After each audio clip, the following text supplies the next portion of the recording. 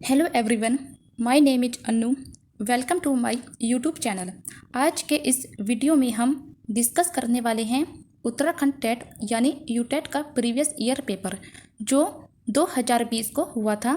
आज हम देखेंगे पेपर 1 के सीडीपी यानी चाइल्ड डेवलपमेंट पेडागोजी के 15 क्वेश्चंस कि किस तरह के क्वेश्चन पूछे गए थे प्रीवियस ईयर में। तो शुरू करते हैं हम अपनी आज की वीडियो। क्वेश्चन नंबर 1, निम्नलिखित में से कौन सा सिद्धांत संज्ञात्मक विकास की 4 प्रमुख अवस्थाओं का प्रतिपादन करता है?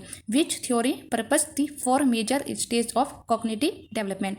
ए, पियाजे का संज्ञात्मक विकास का सिद्धांत, बी, वाइगोत्स्की का सामाजिक विकास का सिद्धांत, सी, कोहलबर्ग का संज्ञात्मक विकास का सिद्धांत, या डी, बैंडूरा का सामाजिक सीखने का सिद्धांत। तो क्वेश्चन नंबर 1 का राइट ऑप्शन है ए, यानी पियाजे का संज्ञात्मक विकास का सिद्धांत, Piaget's theory of cognitive development.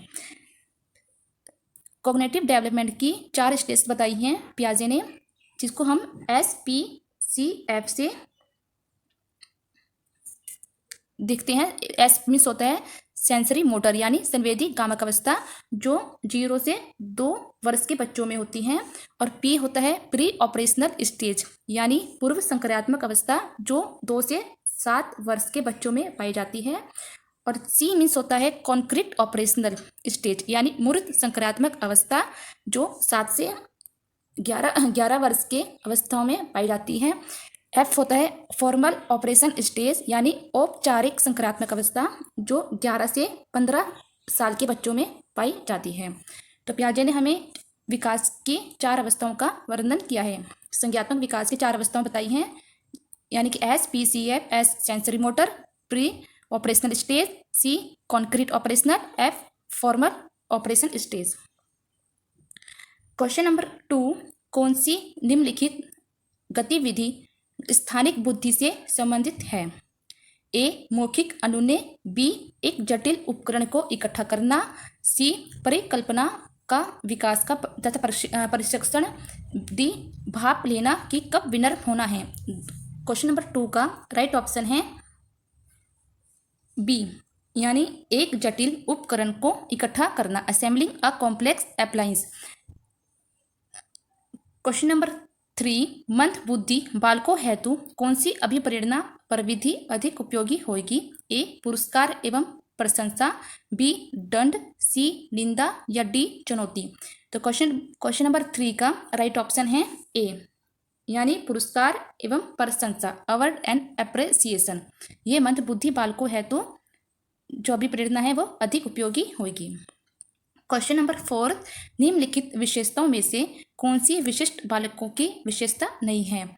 ए, वे अपनी आयु के अधिकांश बच्चों से अधिक जल्दी व स्वतंत्र रूप से सीखते हैं, बी, उनका शब्दकोश अधिक विकसित होता है तथा उनके पढ़ने व लिखने के कौशल अधिक उन्नत होते हैं, सी, वे स्वयं को सामान्य उपलब्धि के मानकों से ऊपर नहीं रखते हैं, डी, वे चुनौतीपूर्ण व कठिन कार्यों में बहुत अभिप्रेरित रहते हैं।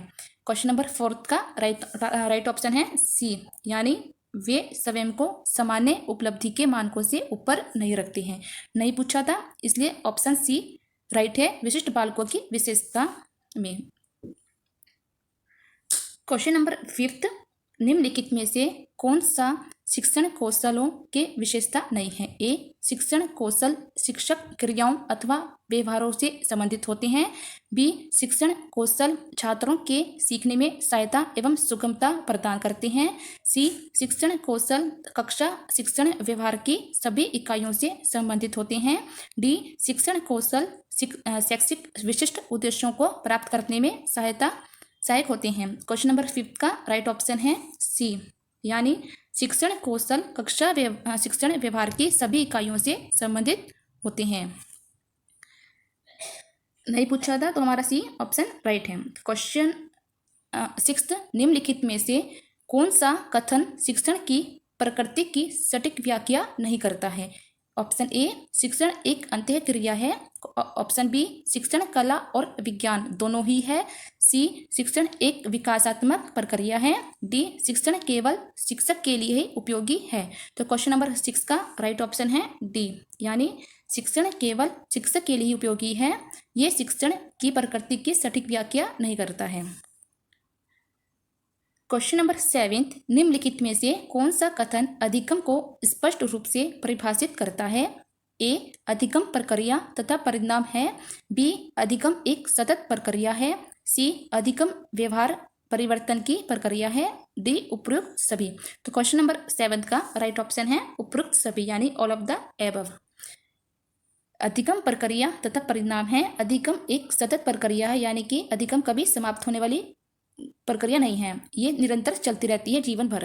अधिगम व्यवहार परिवर्तन की प्रक्रिया, यानी कि अधिगम जो है जैसे जैसे एज बढ़ती है तो हमारे व्यवहार में परिवर्तन आता रहता है। तो ये सब जो है अधिगम की परिभाषा को स्पष्ट रूप से परिभाषित करते हैं। क्वेश्चन नंबर 8, निम्नलिखित में से कौन सी शिक्षण विधि नहीं है? ए प्रश्नोत्तर विधि, बी साक्षात्कार विधि, सी ब्रेन स्ट्रोमिंग विधि, डी अन्वेषण विधि। तो क्वेश्चन नंबर 8 का राइट ऑप्शन है बी, यानी साक्षात्कार विधि। ये शिक्षण विधि नहीं है, जबकि प्रश्नोत्तर विधि यानी question answer method, brain storming विधि और डी अन्वेषण विधि यानी डिस्कवरिंग मेथड ये शिक्षण की विधि है, यानी टीचिंग मेथड है। जबकि साक्षात्कार विधि यानी इंटरव्यू मेथड शिक्षण विधि नहीं है। अन्वेषण विधि होता है डिस्कवर मेथड, यानी जिसमें हम खोज करते हैं। क्वेश्चन नंबर 9, निम्नलिखित में से शिक्षण के सूत्र कौन से हैं? ए ज्ञात से अज्ञात की ओर, 2 स्थूल से सूक्ष्म की ओर, 3 सरल से जटिल की ओर, 4 पूर्ण से अंश की ओर। तो क्वेश्चन नंबर 9 का राइट ऑप्शन है डी, यानी उपरोक्त सभी, ऑल दी एबव। ज्ञात से अज्ञात की ओर, स्थूल से सूक्ष्म की ओर, सरल से जटिल की ओर और पूर्ण से अंश की ओर, ये सभी शिक्षण के सूत्र हैं, यानी टीचिंग मेथड के सूत्र हैं। क्वेश्चन नंबर 10, निम्नलिखित में से कौन से कारक व्यक्तित्व को प्रभावित करते हैं? ए दैहिक या वंशानुक्रम संबंधी कारक, 2 मनोवैज्ञानिक कारक, 3 पर्यावरणीय कारक, 4 प्रयोगात्मक कारक। तो क्वेश्चन नंबर 10 का राइट ऑप्शन है बी, यानी 1, 2 और 3।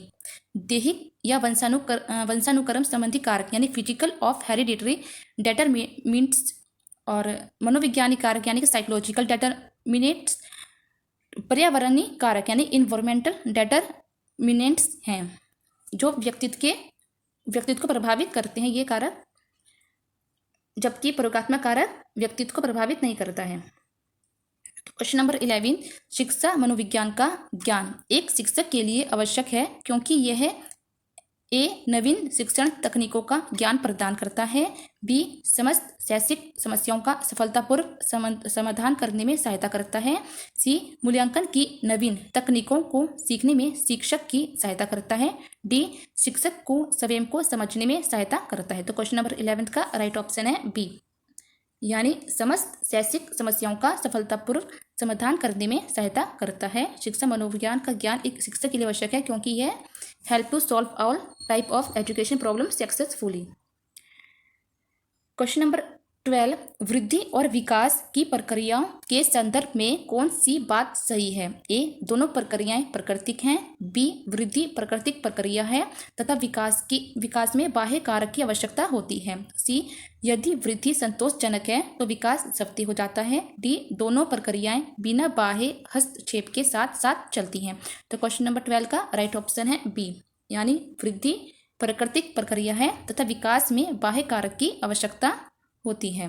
Growth is natural while development needs external intervention, ये बात सही है वृद्धि और विकास की प्रक्रिया के संदर्भ में।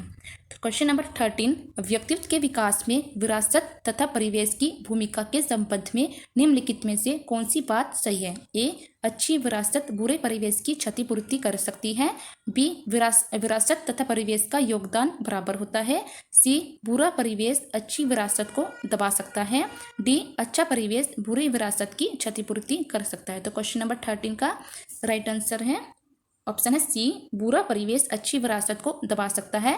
ये बात सही है व्यक्तित्व के विकास में विरासत तथा परिवेश की भूमिका के संबंध में। यानी poor environment can suppress good heredity. Question number 14, निम्नलिखित में से किसने बौद्धिक विकास को आयु से संबंधित बताया है? ए ज्यूरोम S Brunner, B gene पियाजे, C David Ausubel, D Hilda ताबा। क्वेश्चन नंबर 14 का राइट ऑप्शन है बी, यानी जीन पियाजे ने बौद्धिक विकास यानी इंटेलेक्चुअल डेवलपमेंट को आयु से संबंधित बताया है।